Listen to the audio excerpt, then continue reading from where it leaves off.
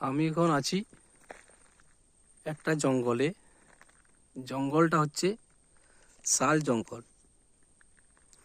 খুব সুন্দর, আপনারা দেখছেন, আমিও দেখছি জঙ্গলটা খুব সুন্দর। কিন্তু ব্যাপারটা হচ্ছে যে জঙ্গলের গাছগুলো দেখুন, গাছগুলোতে কোনো রোগ পোকার আক্রমণ নেই। কেউ জঙ্গলে ড্রামে করে স্প্রে করতে আসে না।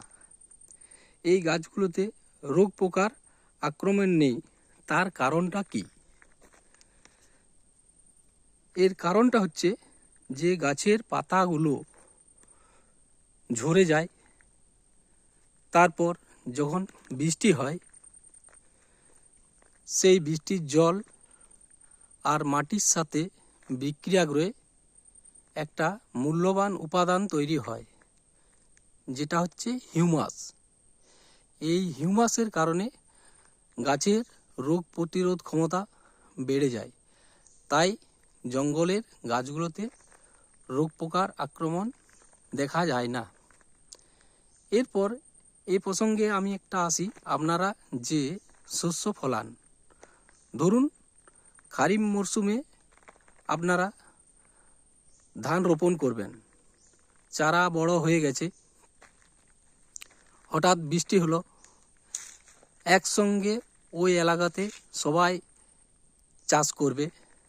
যে জমিগুলো ধরুন আজ পড়ে আছে ফাঁকা, কাল দেখবেন যে রোটাভেটারে করে চাষ দিয়ে জমি রেডি করে ধান রোপণ করে দিয়েছে।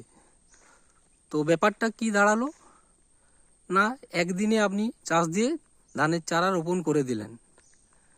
দেখে থাকবেন, যখন আগে মানুষ গরুর লাঙল দিয়ে একটা জমিতে প্রথম চাষ দিল, তারপর 4-5 দিন অন্তর আরেকটা চাষ দিল, এইভাবে 3-4টা চাষ দিয়ে জমির মাটি রেডি করত।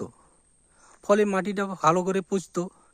কিন্তু এখন একদিনে চাষ দিয়ে রোপণ করার জন্য আপনার যে আগাছা বা ঘাস সেগুলো ভালোভাবে না পচে মাটির মধ্যে একদিনে চাষ দেওয়ার কারণে একটা বিষাক্ত গ্যাস তৈরি হয়, যেটা হচ্ছে মিথেন গ্যাস। এই মিথেন গ্যাসটা ফসলের পক্ষে ক্ষতিকারক। এর ফলে আপনি যে শস্য ফলান সেগুলোতে রোগ পোকার আক্রমণটা দেখা যায়। ধন্যবাদ।